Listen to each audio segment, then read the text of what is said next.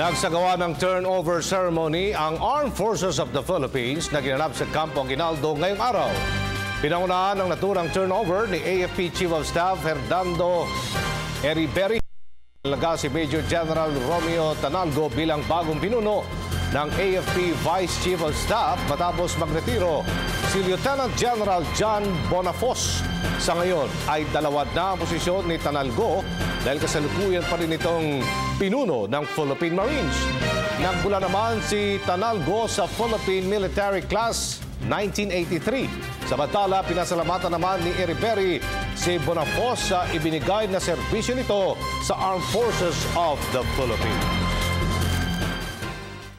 I wish to express my gratitude to the Chief of Staff of the Armed Forces of the Philippines, General Eriberi, the Secretary of National Defense, and our Commander-in-Chief for the trust and confidence bestowed upon me in my new capacity as the Acting Vice Chief of Staff of the Armed Forces of the Philippines.